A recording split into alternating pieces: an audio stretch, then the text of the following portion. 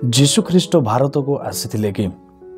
ଭାରତର କାଶ୍ମୀରରେ ଯୀଶୁଖ୍ରୀଷ୍ଟ ହିନ୍ଦୁ ଧର୍ମଗ୍ରନ୍ଥ ଗୁଡ଼ିକ ଶିକ୍ଷା ପ୍ରାପ୍ତ କରିବା ନିମନ୍ତେ, ବେଦ ଅଧ୍ୟୟନ କରିବା ନିମନ୍ତେ ଏବଂ ଅନେକ ଧର୍ମଗ୍ରନ୍ଥ ଗୁଡ଼ିକ ଶିକ୍ଷା କରିବା ନିମନ୍ତେ ଭାରତକୁ ଆସିଥିଲେ କି?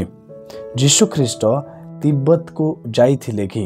ଏବଂ ସେଠାରୁ ସେ ବୁଦ୍ଧମାନଙ୍କର ଧର୍ମଗ୍ରନ୍ଥରୁ ଶିକ୍ଷା ପ୍ରାପ୍ତ କରିଥିଲେ କି?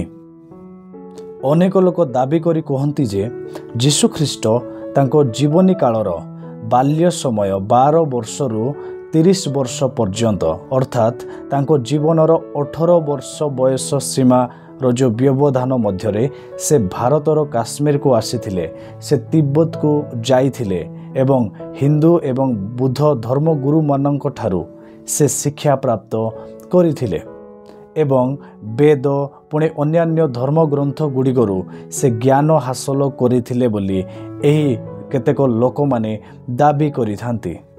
ଏମାନଙ୍କର ଦାବି ଅନୁସାରେ ଯୀଶୁଖ୍ରୀଷ୍ଟ ୟୋଗା, ମେଡିଟେସନ୍, ତପସ୍ୟା ଏ ସମସ୍ତ ବିଷୟ ହିନ୍ଦୁ ଏବଂ ବୁଦ୍ଧ ଧର୍ମଗୁରୁମାନଙ୍କ ଠାରୁ ଶିକ୍ଷା ପ୍ରାପ୍ତ କରିଥିଲେ ଏବଂ ସେମାନଙ୍କ ମତ ଅନୁସାରେ ସେ ପ୍ରତ୍ୟେକ ଶିକ୍ଷା ଇସ୍ରାଏଲ ଠାରେ ଫେରିଯାଇ ସେମାନଙ୍କୁ ମଧ୍ୟ ଶିକ୍ଷା ଦେଇଥିଲେ। କିନ୍ତୁ ମୋର ପ୍ରିୟମାନେ, ପବିତ୍ର ଧର୍ମଶାସ୍ତ୍ର ବାଇବଲ ଅନୁସାରେ ଯୀଶୁଖ୍ରୀଷ୍ଟ ତାଙ୍କର ବାଲ୍ୟକାଳ ଅର୍ଥାତ୍ 12 ବର୍ଷରୁ 30 ବର୍ଷ ମଧ୍ୟରେ ଯେଉଁ 18 ବର୍ଷର ବୟସର ଯେଉଁ ସମୟ ବ୍ୟବଧାନ ମଧ୍ୟରେ ସେ ଭାରତକୁ ଆସିନଥିଲେ। ବାଇବଲରେ ଯୀଶୁଖ୍ରୀଷ୍ଟଙ୍କର ଭାରତକୁ ଆଗମନ ପୁଣି ତିବ୍ବତର ଯାତ୍ରା ବିଷୟରେ କିଛି ମଧ୍ୟ ଉଲ୍ଲେଖ କରାଯାଇ ନାହିଁ। ଯୀଶୁଖ୍ରୀଷ୍ଟଙ୍କୁ ଯେତେବେଳେ 12 ବର୍ଷ ହୋଇଥିଲା, ସେହି ସମୟରେ ସେ ନିଜ ପିତା ମାତାଙ୍କ ସହିତ ନିସ୍ତାର ପର୍ବ ପାଳନ କରିବା ନିମନ୍ତେ ଜେରୁସାଲେମର ମନ୍ଦିରକୁ ଯାଇଥିଲେ ଏବଂ ତାହାପରେ ଯୀଶୁଖ୍ରୀଷ୍ଟ ତାଙ୍କର ସେବା କାର୍ଯ୍ୟ ନିମନ୍ତେ ଯେତେବେଳେ ତାଙ୍କୁ 30 ବର୍ଷ ହୋଇଥିଲା, ସେ ବାପ୍ତିସ୍ମ ନେଲା ପରେ ନିଜର ସେବା କାର୍ଯ୍ୟ ଆରମ୍ଭ କରିଥିଲେ ଏବଂ ତହିଁରୁ ଯୀଶୁଖ୍ରୀଷ୍ଟଙ୍କର ସେବା କାର୍ଯ୍ୟ ବିଷୟରେ ବାଇବଲ ନିର୍ଦ୍ଦିଷ୍ଟ ଭାବରେ ସମ୍ପୂର୍ଣ୍ଣ ବିବରଣୀ ପ୍ରକାଶ କରିଥାଏ ଏବଂ ଏହି ମାଥ୍ୟୁ, ମାର୍କ, ଲୁକ ଏବଂ ଯୋହନଙ୍କ ସୁସମାଚାରରେ ଯୀଶୁଖ୍ରୀଷ୍ଟଙ୍କର ସେହି 12 ବର୍ଷର ମନ୍ଦିର ପରିଦର୍ଶନ ପୁଣି ତାଙ୍କର 30 ବର୍ଷରେ ଯେଉଁ ସେବା କାର୍ଯ୍ୟ ଆରମ୍ଭ ହେଲା, 12ରୁ 30 ବର୍ଷ ମଧ୍ୟରେ ସେ କ'ଣ କରୁଥିଲେ ସେ ସମ୍ପର୍କରେ ବାଇବେଲ ସ୍ପଷ୍ଟ ରୂପେ ସମ୍ପୂର୍ଣ୍ଣ ବିବରଣୀ ପ୍ରଦାନ କରି ନଥାଏ। ତେଣୁକରି ବାଇବଲର ବାହାରର କେତେକ ଲୋକ ଯୀଶୁଖ୍ରୀଷ୍ଟଙ୍କର ତାଙ୍କର 12 ବର୍ଷରୁ 30 ବର୍ଷ ମଧ୍ୟରେ ଯେଉଁ 18 ବର୍ଷର ବ୍ୟବଧାନ ରହିଅଛି, ସେହି ସମୟରେ ଯୀଶୁଖ୍ରୀଷ୍ଟ ତିବ୍ବତକୁ ଯାଇଥିଲେ ବୁଦ୍ଧମାନଙ୍କ ଠାରୁ ଶିକ୍ଷା ଗ୍ରହଣ କରିବା ନିମନ୍ତେ, ପୁଣି ଭାରତର କାଶ୍ମୀରକୁ ହିନ୍ଦୁମାନଙ୍କ ଠାରୁ ଶିକ୍ଷା ଗ୍ରହଣ କରିବା ନିମନ୍ତେ ଆସିଥିଲେ ବୋଲି ସେମାନେ ଦାବି କରନ୍ତି। କିନ୍ତୁ ଏମାନଙ୍କର ଏହି ଦାବିର କୌଣସି ହିଷ୍ଟୋରିକାଲ ଡକୁମେଣ୍ଟେଡ ଏଭିଡେନ୍ସ ନାହିଁ। କନଭିନ୍ସ ହେଲା ଭଳିଆ ଏମାନଙ୍କର କୌଣସି ଐତିହାସିକ ପ୍ରମାଣ ଭିତ୍ତିକ ଡକୁମେଣ୍ଟସ୍ ଏପର୍ଯ୍ୟନ୍ତ ଉପଲବ୍ଧ ନାହିଁ। ଏହିସବୁ କାହାଣୀ ଅତି ପ୍ରାଚୀନ ନୁହେଁ, ପୁରାତନ ସମୟର ନୁହେଁ। ଏହା କେବଳ 100 ବର୍ଷ ପୂର୍ବରେ ଲିଖିତ ଗୋଟେ ପୁସ୍ତକ ଏବଂ ତା ପରେ ପରେ ଆଧୁନିକ ଏକ କନସେପ୍ଟ ଅଟେ। ଏହି କଣ୍ଟ୍ରୋଭର୍ସିଆଲ କାହାଣୀର ଆରମ୍ଭ ହୋଇଅଛି ଗୋଟେ ପୁସ୍ତକ, ମୁଖ୍ୟତଃ ଗୋଟେ ପୁସ୍ତକ ଯାହାକି 1894 ମସିହାରେ ଲେଖାଯାଇଥିଲା, ଦ ଅନନୋନ୍ ଲାଇଫ୍ ଅଫ୍ ଜିଜସ୍ ଖ୍ରାଇଷ୍ଟ ଏବଂ ଏହାକୁ ଲେଖିଥିଲେ ରୁଷିଆର ଜଣେ ଜର୍ଣ୍ଣାଲିଷ୍ଟ ଲେଖକ ନିକୋଲାସ୍ ନୋଟୋଇଚ୍। ଯେଉଁ ପୁସ୍ତକରେ ଯୀଶୁଖ୍ରୀଷ୍ଟଙ୍କର ଭାରତକୁ ଆଗମନ କରିବା ବିଷୟରେ ଉଲ୍ଲେଖ ହୋଇଥିଲା ଏବଂ ତିବ୍ବତରେ ବୁଦ୍ଧମାନଙ୍କର ଧର୍ମଗ୍ରନ୍ଥରୁ ଶିକ୍ଷା ପ୍ରାପ୍ତ ବିଷୟରେ ଲେଖାଯାଇଥିଲା। କିନ୍ତୁ ଏହି ପୁସ୍ତକର ପବ୍ଲିକେସନର 20-30 ବର୍ଷ ପରେ ପରେ ସେହି ସମୟରେ ହିଁ ଏହି ବହିର ଯେଉଁ ଯୁକ୍ତି ତର୍କ ସବୁକୁ ଖଣ୍ଡନ କରାଯାଇଥିଲା ଏବଂ ଏହି ବହିର ଯେଉଁ ଏଭିଡେନ୍ସର ଅଭାବ ସକାଶୁ ଏହାକୁ ଭୁଲ ବୋଲି ମଧ୍ୟ ପ୍ରମାଣିତ କରାଯାଇଥିଲା। ଏହା ପରେ ପରେ 1994 ମସିହାରେ ଆଉ ଏକ ପୁସ୍ତକ ଜିଜସ୍ ଲିଭଡ୍ ଇନ୍ ଇଣ୍ଡିଆ जहा लेखा जाइथिला होल्गर कर्स्टन को द्वारा। सेठारे मध्य ए प्रकार कहानी देखा मिली थाए। किंतु एही पुस्तक गुड़िकरे दिया जाइथिबा यीशु ख्रीष्टों को विषय रे जो कहानी मनगड़ा कहानी सबको पृथ्वीर प्रमुख ऐतिहासिक माने पुणी बाइबल विद्वान माने से माने एक मिथ्या कहानी बोली नकली बोली से सबको खंडन करथिले, कारण से सबु पछरे एक कन्विन्सिंग हिस्टोरिकल डॉक्यूमेंट उपलब्ध नहीं। एसबु जहाँ भी होना कहीं आमମାନଙ୍କର ସବୁଠାରୁ ସତ୍ୟ ଏବଂ ପ୍ରମାଣ ଭିତ୍ତିକ ପୁସ୍ତକ ହେଉଛି ପବିତ୍ର ଧର୍ମଶାସ୍ତ୍ର ବାଇବେଲ। ଏବଂ ବାଇବେଲ ଅନୁସାରେ ଯୀଶୁ ଖ୍ରୀଷ୍ଟ କେବେ ମଧ୍ୟ ତାଙ୍କ ବାଲ୍ୟକାଳରୁ ଯୁବକ ସମୟ ମଧ୍ୟରେ ସେ ଭାରତକୁ ଆସିନଥିଲେ କିମ୍ବା ତିବ୍ବତକୁ ଯାଇନଥିଲେ।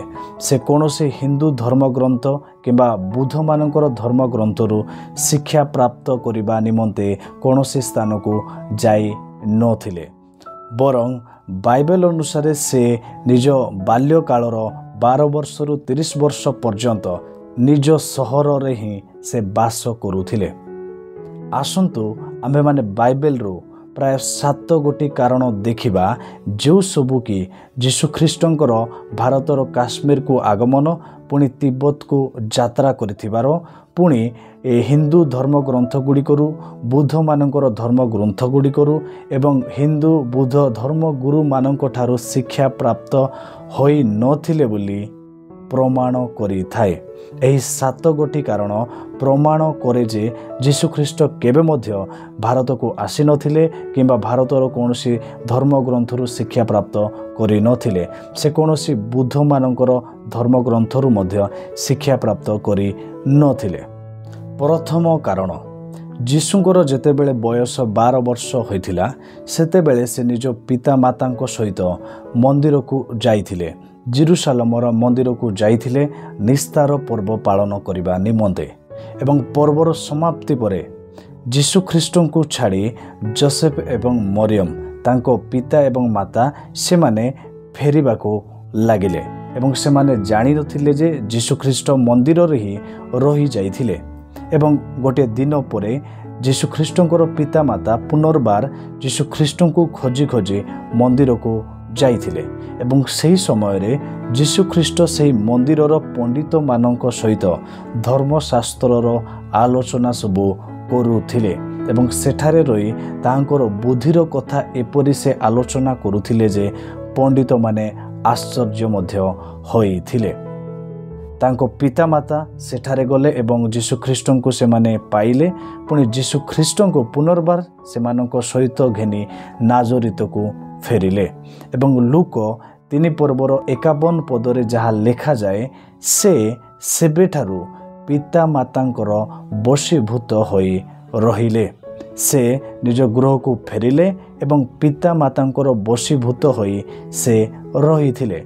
अर्थात यीशु ख्रीष्टंकर 12 वर्ष परे अप टू 30 इयर्स 30 वर्ष पर्यंत से पिता मातांकर कथा मानी आज्ञाबह होई सेमानंकर बशीभूत होई सेमानंकठारे सबमिसिव होई से जीवन यापन काटी थिले।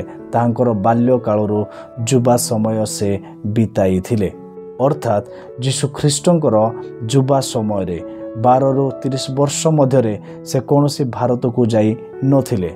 से निज पिता मातांको बशीभूत होई से निज घरे ही थिले।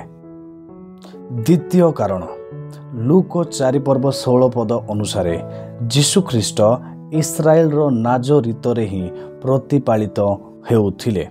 एवं यीशु ख्रीष्टंकर पुनरुत्थान परे जदि आम्भे माने लूक 24 पर्व 19 पदरे देखिबा सेठारे 2 जन व्यक्ति इमायु एवं क्लेओफा एमाने यीशु ख्रीष्टों विषय रे कथबार्ता होई जाउथिले। एवं सेमानंकर कथबार्ता रे सेमाने यीशु ख्रीष्टों को नाजरित्य यीशु बोली ही संबोधन करी सेमानंकर कथबार्ता हेउथिले। अर्थात सेठाकार लोक माने समस्ते जानिथिले जे जो यीशु ख्रीष्टों को क्रूसार्पित करागला एवं जो यीशु पुनरुत्थित होई अछंती से नाजरित्य यीशु ही अटंती। ଅତଏବ ଯୀଶୁଖ୍ରୀଷ୍ଟ ଭାରତକୁ ଆସି ନଥିଲେ, କାରଣ ସେଠାକାର ଲୋକମାନେ ଜାଣିଥିଲେ ଯୀଶୁଖ୍ରୀଷ୍ଟ ନାଜରିତୀୟ ଅଟନ୍ତି, ନାଜରିତର ଅଟନ୍ତି, କାରଣ ସେ ସେଠାରେ ରହୁଥିଲେ। ତୃତୀୟ କାରଣ, ଯୀଶୁଖ୍ରୀଷ୍ଟ ବିଶ୍ରାମ ବାର ଦିନ ଗୋଟିଏ ଦିନ ସେ ସମାଜ ଗୃହରେ ଶିକ୍ଷା ଦେବାକୁ ଲାଗିଲେ ଏବଂ ସେଠାରେ ଥିବା ଲୋକମାନେ ତାଙ୍କର ଶିକ୍ଷା ଦେଖି ସେମାନେ ଆଶ୍ଚର୍ଯ୍ୟ ହୋଇଥିଲେ। ମାଥ୍ୟୁ 13 ପର୍ବ 55 ପଦ ଏବଂ ମାର୍କ 6 ପର୍ବର 3 ପଦ, ସେଠାରେ ଲୋକମାନେ ଏପରି କହିବାକୁ ଲାଗିଲେ, ଏ କି ସେହି ବଢ଼େଇ ନୁହେଁ? ଏ କି ମରିୟମର ପୁଅ ଆଉ ଯାକୋବ, ଯୋସି, ଜିହୁଦା ଓ ସିମୋନର ଭାଇ ନୁହେଁ? ଅର୍ଥାତ୍ ସେଠାରେ ଉପସ୍ଥିତ ହୋଇଥିବା ଲୋକମାନେ ଯୀଶୁଖ୍ରୀଷ୍ଟ ସମାଜ ଗୃହରେ ଶିକ୍ଷା ଦେଲା ପରେ ଯୀଶୁଖ୍ରୀଷ୍ଟଙ୍କୁ ସେମାନେ ଚିହ୍ନୁଛନ୍ତି ଯେ ସେ ଏକ ବଢ଼େଇ ଅଟନ୍ତି। ମାଥ୍ୟୁ ପୁସ୍ତକରେ ଯେପରି ଲେଖାଯାଏ, ସେ କ'ଣ ବଢ଼େଇର ପୁଅ ନୁହନ୍ତି କି? ଯୋସେଫର ପୁଅ ନୁହନ୍ତି କି? ସେ ବଢ଼େଇ ନୁହନ୍ତି କି? ତାଙ୍କର ଭାଇମାନେ ଭଉଣୀମାନେ ଅଛନ୍ତି। ଏ ପ୍ରକାର ବାକ୍ୟ ଆମମାନେ ଏଠାରେ ଦେଖିବାକୁ ପାଇଥାଉ ଏବଂ ସେଠାକାର ଲୋକମାନେ ଯୀଶୁଖ୍ରୀଷ୍ଟଙ୍କୁ ଯେହେତୁ ଜାଣିଥିଲେ ସେ ବଢ଼େଇ କାମ କରୁଥିଲେ ବୋଲି, ତେଣୁକରି ତାଙ୍କୁ ଚିହ୍ନିଲେ ଏବଂ ତାଙ୍କର ଶିକ୍ଷା ଦ୍ୱାରା ସେମାନେ ଆଶ୍ଚର୍ଯ୍ୟାନ୍ୱିତ ହୋଇଥିଲେ। କହିବାର ଅର୍ଥ ଏହା ଯେ ଯୀଶୁଖ୍ରୀଷ୍ଟ ତାଙ୍କର ଯୁବା ସମୟରେ ସେ କୌଣସି କାଶ୍ମୀରକୁ ଯାଇନଥିଲେ କିମ୍ବା ତିବ୍ବତକୁ ଯାଇ ନଥିଲେ। ସେ ଇସ୍ରାଏଲର ନିଜର ସହରରେ ନାଜରିତରେ ହିଁ ରହି ପିତାଙ୍କର ବ୍ୟବସାୟରେ ସେ ସାହାଯ୍ୟ କରୁଥିଲେ, ସେ ବଢ଼େଇ କାମରେ ସାହାଯ୍ୟ କରୁଥିଲେ ଏବଂ ଲୋକମାନେ ତାଙ୍କୁ ସମସ୍ତେ ଜାଣିଥିଲେ। ଚତୁର୍ଥ କାରଣ, ଯଦ୍ୱାରା ପ୍ରମାଣ ହୁଏ ଯେ ଯୀଶୁଖ୍ରୀଷ୍ଟ ଭାରତରେ କାଶ୍ମୀରରେ ରହି ଧର୍ମଗ୍ରନ୍ଥରୁ ଶିକ୍ଷାପ୍ରାପ୍ତ ହୋଇନଥିଲେ, ପୁଣି ବୁଦ୍ଧମାନଙ୍କର ଶିକ୍ଷାକୁ ସେ ଅନୁସରଣ କରିନଥିଲେ। ଆମେମାନେ ବାଇବେଲରେ ଯଦି ଦେଖିବା, ଯୀଶୁଖ୍ରୀଷ୍ଟଙ୍କର ବିରୋଧରେ ଅନେକ ଲୋକ ଥିଲେ, ଯେପରିକି ଶାସ୍ତ୍ରୀମାନେ ଏବଂ ଫାରୁସୀମାନେ। ସେମାନେ ପ୍ରତ୍ୟେକ ସମୟରେ ଯୀଶୁଖ୍ରୀଷ୍ଟଙ୍କର ଶିକ୍ଷାରେ, ଯୀଶୁଖ୍ରୀଷ୍ଟଙ୍କର ଚାଳିଚଳନ ଦ୍ୱାରା ସେମାନେ ଏକ ଭୁଲ ବିଷୟର ସନ୍ଧାନ କରୁଥିଲେ ଏବଂ ଯୀଶୁଖ୍ରୀଷ୍ଟଙ୍କୁ ଅନେକ ବିଷୟ ନେଇ ସେମାନେ ନିନ୍ଦା କରୁଥିଲେ, ଯେପରିକି ଯୀଶୁ ଭୂତପତି ଦ୍ୱାରା ସେ ଭୂତ ଛଡ଼ାଉଛନ୍ତି ବାଲଜିବୁଲର ଶକ୍ତି ଦ୍ୱାରା ବୋଲି, ପୁଣି ଯୀଶୁଖ୍ରୀଷ୍ଟ ବିଶ୍ରାମ ବାର ଲଙ୍ଘନ କରୁଅଛନ୍ତି ବୋଲି ତାଙ୍କୁ ଦୋଷ ଦେଉଥିଲେ। ଏପରିକି ଅନେକ କ୍ଷେତ୍ରରେ ଯୀଶୁଖ୍ରୀଷ୍ଟଙ୍କୁ ସେମାନେ ନିନ୍ଦା କରୁଥିଲେ, ଦୋଷୀ ସାବ୍ୟସ୍ତ କରିବା ନିମନ୍ତେ ଚେଷ୍ଟା କରୁଥିଲେ ଶାସ୍ତ୍ରୀ ଏବଂ ଫାରୁସୀମାନେ। ଏଠାରେ ଗୋଟିଏ ବିଷୟ ଧ୍ୟାନ କରନ୍ତୁ, ଆମେମାନେ ଏହି 4 ସୁସମାଚାରରେ ଯୀଶୁଖ୍ରୀଷ୍ଟଙ୍କୁ ଏହି ଶାସ୍ତ୍ରୀ ଏବଂ ଫାରୁସୀମାନେ କେବେ ମଧ୍ୟ ଏହି ବିଷୟ କହି ନିନ୍ଦା କରିନାହାନ୍ତି ଯେ ସେ କାହିଁକି ହିନ୍ଦୁ ଧର୍ମ ଗ୍ରନ୍ଥରୁ, ବୁଦ୍ଧ ଧର୍ମ ଗ୍ରନ୍ଥରୁ ସେ ଶିକ୍ଷା ଦେଉଅଛନ୍ତି ବୋଲି।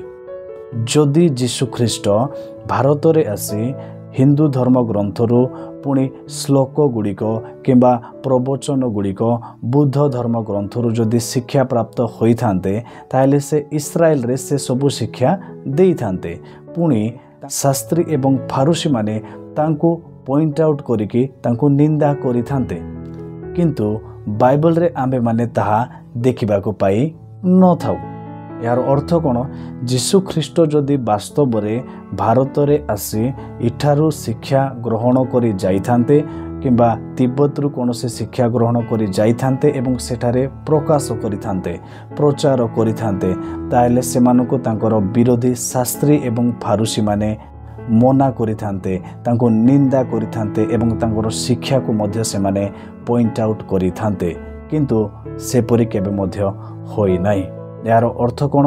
ଯୀଶୁଖ୍ରୀଷ୍ଟ ଅନ୍ୟ ଦେଶକୁ ଯାଇନାହାନ୍ତି, ଯୀଶୁଖ୍ରୀଷ୍ଟ ଭାରତକୁ ମଧ୍ୟ ଆସିନାହାନ୍ତି କିମ୍ବା ଏଠାକାର ଶିକ୍ଷାକୁ ନେଇ ସେଠାରେ ପ୍ରଚାର ମଧ୍ୟ କରିନାହାନ୍ତି। ଏହା ପ୍ରମାଣ କରେ ଯେ ଯୀଶୁଖ୍ରୀଷ୍ଟ କୌଣସି ଅନ୍ୟ ଧର୍ମଗ୍ରନ୍ଥ ଗୁଡ଼ିକରୁ ଶିକ୍ଷା କିମ୍ବା ଶ୍ଲୋକ କିମ୍ବା କୌଣସି ମନ୍ତ୍ର କେବେ ମଧ୍ୟ ପ୍ରଚାର କରୁନଥିଲେ। ଯଦି କରିଥାନ୍ତେ ତାହେଲେ ଶାସ୍ତ୍ରୀ ଏବଂ ଫାରୁସୀମାନେ ଯୀଶୁଖ୍ରୀଷ୍ଟଙ୍କୁ ଏ ବିଷୟ ନିମନ୍ତେ ମଧ୍ୟ ନିନ୍ଦା କରିଥାନ୍ତେ। ପଞ୍ଚମ କାରଣ, ଆମେମାନେ ଯଦି 4 ସୁସମାଚାରକୁ ଦେଖିବା, ମାଥ୍ୟୁ, ମାର୍କ, ଲୁକ ଏବଂ ଜହନଙ୍କ ସୁସମାଚାରରେ ଯୀଶୁଖ୍ରୀଷ୍ଟ ଯେତେବେଳେ ଶିକ୍ଷା ଦେଉଥିଲେ ସେ ଅଧିକାଂଶ ସମୟରେ ସେ ପୁରାତନ ନିୟମର ପଞ୍ଚଗ୍ରନ୍ଥ ବା ପେଣ୍ଟାଟ୍ୟୁକ୍ କିମ୍ବା ଅନ୍ୟ ପୁରାତନ ନିୟମର ପୁସ୍ତକର ହୋଇ ବାକ୍ୟ ଗୁଡ଼ିକ ଉଦ୍ଧୃତ କରୁଥିଲେ, କୋଟ୍ କରୁଥିଲେ ଏବଂ ପୁରାତନ ନିୟମର ବାଇବଲର ପୁରାତନ ନିୟମର ବାକ୍ୟ ସବୁକୁ ହିଁ ସେ ବୁଝାଇବା ନିମନ୍ତେ ଉପସ୍ଥାପନା କରୁଥିଲେ। ଏଠାରେ ଗୋଟେ ବିଷୟ ଯେ ଯଦି ଯୀଶୁଖ୍ରୀଷ୍ଟ ଭାରତରେ ଆସି କୌଣସି ହିନ୍ଦୁ ଧର୍ମଗ୍ରନ୍ଥ କିମ୍ବା ବୁଦ୍ଧମାନଙ୍କର ଧର୍ମଗ୍ରନ୍ଥରୁ ଶିକ୍ଷା ପ୍ରାପ୍ତ ହୋଇଥାନ୍ତେ ତାହେଲେ ଚାରିଗୋଟି ସୁସମାଚାରରେ ଯୀଶୁଖ୍ରୀଷ୍ଟ ପୁରାତନ ନିୟମର ଯଦି ବାକ୍ୟ କୋଟ୍ କରୁଅଛନ୍ତି ତାହେଲେ ହିନ୍ଦୁ ଧର୍ମଗ୍ରନ୍ଥ ପୁଣି ବୁଦ୍ଧ ଧର୍ମଗ୍ରନ୍ଥରୁ ମଧ୍ୟ ସେ ଉଦ୍ଧୃତ କରିବାର ଥିଲା, ସେ କୋଟ୍ କରିବାର ଥିଲା। କିନ୍ତୁ ଆମ୍ଭେ କେବେ ତାହା ଦେଖୁ କି? କେବେ ନୁହେଁ। ଚାରୋଟି ସୁସମାଚାରରେ ଯୀଶୁ କୌଣସି ସ୍ଥାନରେ ମଧ୍ୟ କୌଣସି ହିନ୍ଦୁ ଧର୍ମଗ୍ରନ୍ଥ କିମ୍ବା ବୁଦ୍ଧ ଧର୍ମଗ୍ରନ୍ଥର ଶ୍ଲୋକ କିମ୍ବା ମନ୍ତ୍ର କିମ୍ବା କୌଣସି ପ୍ରବଚନ ସେ ଉଲ୍ଲେଖ କରିନାହାନ୍ତି, ସେ କହିନାହାନ୍ତି। ଯଦି କହିଥାନ୍ତେ ତାହେଲେ ସେଠାରେ ଲେଖା ହୋଇଥାନ୍ତା। ଏହାର ଅର୍ଥ କ'ଣ? ଯୀଶୁଖ୍ରୀଷ୍ଟ କେବେ ମଧ୍ୟ ଭାରତର ଧର୍ମଗ୍ରନ୍ଥ ପଢ଼ିବାକୁ କିମ୍ବା ବୁଦ୍ଧମାନଙ୍କର ଧର୍ମଗ୍ରନ୍ଥ ପଢ଼ିବାକୁ ତିବ୍ବତ ଯାଇ ନଥିଲେ। ଷଷ୍ଠ କାରଣ, ଯଦି ଯୀଶୁଖ୍ରୀଷ୍ଟ ଭାରତକୁ ଆସିଥିଲେ, କାଶ୍ମୀରକୁ ଆସିଥିଲେ ଏବଂ ହିନ୍ଦୁମାନଙ୍କର ଧର୍ମଗ୍ରନ୍ଥ ପଢ଼ିଥିଲେ, ପୁଣି ବୁଦ୍ଧମାନଙ୍କର ଧର୍ମଗ୍ରନ୍ଥ ସବୁ ପଢ଼ିଥିଲେ, ତାହେଲେ ଯୀଶୁଖ୍ରୀଷ୍ଟ ତାଙ୍କର ଶିକ୍ଷା ଯେତେବେଳେ ଦେଉଥିଲେ ସେ ଏକ ଈଶ୍ୱରଙ୍କ ବିଷୟରେ ଶିକ୍ଷା ଦେଇ ନଥାନ୍ତେ। କାରଣ ବାଇବେଲ ଅନୁସାରେ ଯୀଶୁଖ୍ରୀଷ୍ଟ କେବଳ ଏକମାତ୍ର ଈଶ୍ୱରଙ୍କ ବିଷୟରେ ଶିକ୍ଷା ଦେଇଅଛନ୍ତି, ଅର୍ଥାତ୍ ମୋନୋଥେଇଜମ୍ ବିଷୟରେ ସେ ଶିକ୍ଷା ଦେଇଅଛନ୍ତି। କେବଳ ଏକମାତ୍ର ଈଶ୍ୱରଙ୍କ ବିଷୟରେ ସେ ଶିକ୍ଷା ଦେଇଅଛନ୍ତି ତାଙ୍କର ଉପାସନା କରିବା ନିମନ୍ତେ। କିନ୍ତୁ ଭାରତର ଯେଉଁ ଧର୍ମଗ୍ରନ୍ଥ ସବୁ ରହିଅଛି ଏବଂ ବୁଦ୍ଧ କିମ୍ବା ହିନ୍ଦୁମାନଙ୍କର ଯେଉଁ ବିଶ୍ୱାସ ମତ ରହିଅଛି ସେମାନେ ବହୁ ଈଶ୍ୱରବାଦରେ ସେମାନେ ବିଶ୍ୱାସ କରନ୍ତି କିମ୍ବା ସର୍ବ ଈଶ୍ୱରବାଦରେ ସେମାନେ ବିଶ୍ୱାସ କରିଥାନ୍ତି, ଅର୍ଥାତ୍ 33 କୋଟି ଦେବାଦେବତୀର ସେମାନେ ପୂଜା କରିଥାନ୍ତି। ତାହେଲେ ଯୀଶୁଖ୍ରୀଷ୍ଟ କେବେ ମଧ୍ୟ ଏକ ଈଶ୍ୱରଙ୍କ ଠାରୁ ଅଧିକ ଈଶ୍ୱରଙ୍କର ପୂଜା କରିବା ନିମନ୍ତେ ସେ କହିନାହାନ୍ତି, ଶିକ୍ଷା ଦେଇନାହାନ୍ତି। ଏହାର ଅର୍ଥ ମଧ୍ୟ ଠିକ୍ ସେହି ପ୍ରକାରେ ଯଦି ଯୀଶୁଖ୍ରୀଷ୍ଟ ଭାରତର ହିନ୍ଦୁମାନଙ୍କର ଧର୍ମଗ୍ରନ୍ଥରୁ ଶିକ୍ଷା ପାଇଥିଲେ ତାହେଲେ ସେ 33 କୋଟି ଦେବତା ବିଷୟରେ କିମ୍ବା ଅନେକ ଦେବତା ବିଷୟରେ ଶିକ୍ଷା ଦେବାର ଥିଲା। କିନ୍ତୁ ଯୀଶୁଖ୍ରୀଷ୍ଟ କେବଳ ଏକ ଈଶ୍ୱର ହିଁ ଅଛନ୍ତି ବୋଲି ଶିକ୍ଷା ଦେଇଅଛନ୍ତି ପବିତ୍ର ଧର୍ମଶାସ୍ତ୍ର ବାଇବଲରେ। ଏହାର ଅର୍ଥ କ'ଣ? ଯୀଶୁଖ୍ରୀଷ୍ଟ କୌଣସି ହିନ୍ଦୁ ଧର୍ମଗ୍ରନ୍ଥ କିମ୍ବା କୌଣସି ବୁଦ୍ଧମାନଙ୍କର ଧର୍ମଗ୍ରନ୍ଥ ପୁଣି ହିନ୍ଦୁ ଏବଂ ବୁଦ୍ଧ ଧର୍ମଗୁରୁମାନଙ୍କ ଠାରୁ ଶିକ୍ଷା ପାଇବାକୁ କେବେ ମଧ୍ୟ ଭାରତକୁ ଆସି ନଥିଲେ। ଏହା ବାସ୍ତବିକ ଭାବେ ଏକ ମିଥ୍ୟା କାହାଣୀ ଅଟେ। ସପ୍ତମ କାରଣ, ଯଦି ଯୀଶୁଖ୍ରୀଷ୍ଟ ଭାରତରେ ଆସିଥିଲେ ଏବଂ ଭାରତର ଧର୍ମଗ୍ରନ୍ଥ ଗୁଡ଼ିକରୁ ଶିକ୍ଷା ଯଦି ସେ ପ୍ରାପ୍ତ ହୋଇଥିଲେ କିମ୍ବା ବୁଦ୍ଧମାନଙ୍କର ଧର୍ମଗୁରୁମାନଙ୍କ ଠାରୁ ଧର୍ମଗ୍ରନ୍ଥମାନଙ୍କ ଠାରୁ ଶିକ୍ଷା ଯଦି ପ୍ରାପ୍ତ ହୋଇଥିଲେ ତାହେଲେ ସେ ୟୋଗା ଏବଂ ମେଡିଟେସନ୍ ବା ତପସ୍ୟା ବିଷୟରେ ବାଇବଲରେ କାହିଁକି ଶିକ୍ଷା ଦେଲେ ନାହିଁ? ଯଦି ବାସ୍ତବରେ ଯୀଶୁଖ୍ରୀଷ୍ଟ ୟୋଗା ମେଡିଟେସନ୍ ଏସବୁ ବିଷୟରେ ଶିଖିକି ଇସ୍ରାଏଲକୁ ଫେରିଥିଲେ ତାହେଲେ ଇସ୍ରାଏଲର ଲୋକମାନଙ୍କୁ ଅର୍ଥାତ୍ ବାଇବଲରେ ଯେଉଁ ଶିକ୍ଷା ସବୁ ଦେଇଅଛନ୍ତି ସେଠାରେ ସେ ୟୋଗା କିମ୍ବା ତପସ୍ୟା ବିଷୟରେ କାହିଁକି ଶିକ୍ଷା ଦେଇନାହାନ୍ତି? ସେ ହିନ୍ଦୁ ଧର୍ମ ଅନୁସାରେ ଯେଉଁ ରିଇନକାର୍ନେସନ୍ ଅଛି ଅର୍ଥାତ୍ ମନୁଷ୍ୟମାନଙ୍କର ମୃତ୍ୟୁ ପରେ ପୁଣି ଥରେ ସେମାନଙ୍କର ପୁନର୍ଜନ୍ମ ଯେଉଁ ରହିଅଛି ସେହି କନସେପ୍ଟ ବିଷୟରେ ଯୀଶୁଖ୍ରୀଷ୍ଟ କାହିଁକି ଶିକ୍ଷା ଦେଇନାହାନ୍ତି? କାରଣ ବାଇବଲ ଅନୁସାରେ ଥରେ ମାତ୍ର ମୃତ୍ୟୁ ଏବଂ ତାହାପରେ ବିଚାର ଅଛି। ଏହାର ଅର୍ଥ ଯୀଶୁଖ୍ରୀଷ୍ଟଙ୍କର ଶିକ୍ଷା ଭାରତରେ ଯେଉଁ ଧର୍ମଗ୍ରନ୍ଥ ଗୁଡ଼ିକରେ ଦିଆଯାଉଥିବା ଶିକ୍ଷା ସହିତ ସମ୍ପୂର୍ଣ୍ଣ ବିପରୀତ ଅଟେ। ପ୍ରାଥମିକ ଭାବେ जो मौलिक शिक्षा सब रही हिंदू मानकर धर्मग्रंथरे पुणी बुद्ध मानकर धर्मग्रंथ पुणी जीशुख्रीष्टर शिक्षा जहाँकि बाइबल रे दिया जाई अछि सेमानक मध्यरे पार्थक्य रही अछि से माने समान नुहंती। एथिरु प्रमाणित हुए जे जीशुख्रीष्ट केबे मध्य भारत को शिक्षा शिखिबा निमंते आसी नथिले किंबा तिब्बत को मध्य जाई नथिले।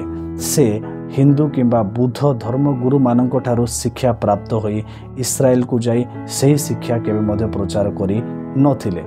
वास्तविक भावे से आसी ही नथिले।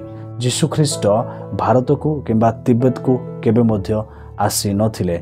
बाइबल रे एहार कोनोसी प्रमाण नाही। अतएव जीशुख्रीष्ट तांकर जीवनी काल मध्यरे अर्थात 12 वर्षरु 30 वर्ष मध्यरे जो 18 वर्षर समय व्यवधान मध्यरे से निज पितामाता एवं भाई भौणी मानक सहित निज सहर रे इस्राएल रो नाजरितरे ही बास करुथिले बोली बाइबल रो आम्भे माने देखि गलु। से सही अंचल रे समस्तक सम्मुखरे परिचित थिले। लोक माने जीशुख्रीष्टन को बढ़ई काम करंती बोली समस्ते जानी थिले एवं जेपरि आमे माने देखि गलु से पिता मातांकर बशीभूत होई जीवन यापन करुथिले एवं 30 वर्ष बयसरे से बाप्तिस्म नहीं निजर मुख्य मिशन मुख्य सेवा कार्य मुख्य उद्देश्य से आरंभ करिथिले। तांकर एही समय व्यवधान मध्यरे से केबे मध्य भारत को किंबा तिब्बत को जाई नाहांती। से काश्मीर को आसी नाहांती किंबा अन्य धर्मशास्त्र गुड़िकरू से धर्म शिक्षा करी इस्राएल रे प्रचार करिबा निमंते कोनोसी से उद्यम करी नाहांती। प्रकृत रे ए समस्त विषय जीशुख्रीष्टंकर विषय रे जहा कुहा जाए से सब प्रमाणहीन अटे जुक्तिहीन अटे एवं भूल तथ्य अटे। वास्तव रे एही 4 गोटी सुसमाचार रे माथ्यू मार्क लूक एवं जोहनक द्वारा लिखित सुसमाचार रे जीशुख्रीष्टंकर जन्म तांकर सेवा कार्य एवं तांकर मुख्य उद्देश्य तांकर मृत्यु पुणी पुनरुत्थान जीशुख्रीष्टंकर जीवनर मुख्य उद्देश्य एवं मुख्य सेवा कार्य विषय रे ही आनीत होई अछि। मुख्य सेवा कार्यर संपूर्ण विवरणी विषय रे लेखा जाई अछि। अर्थात मनुष्यर उद्धार निमंते जीशुख्रीष्ट जे जगत को आसीथिले एवं मनुष्य मानक पापरु परित्राण देवा निमंते तांकर जो सेवा कार्य सब रहिथिला तांकर मुख्य कार्य जहा सब रहिथिला जो सब को कि से समाप्त करथिले सेही सब विषय ही संपूर्ण विवरणी बाइबल रे वर्णित होई अछि। एवं विशेषकर मोर प्रिय ख्रीष्टीय भाई एवं भौणी माने बाइबल रु ही आपण माने जानंतु जे जीशुख्रीष्टंकर विषय रे एही जो शिक्षा दिया जाउछि द मिसिंग ईयर बोली the lost year of Jesus Christ बोली यह कोनोसी लॉस्ट किंबा मिसिंग ईयर्स नुहे। जीशुख्रीष्ट कोन करुथिले ताहा आमे माने बाइबल रु देखि गलु एवं बाइबल बाहरु जेते सब कथा सब कहानी सब चली अछि से सब मिथ्या अटे से सब जुक्तिहीन अटे एवं प्रमाण सिद्ध मध्य नुहे। से सब को प्रमाण करिबा निमंते good evidence good historical documented evidence उपलब्ध नाही। प्रभु आपण मानकु आशीर्वाद करंतु। आमेन।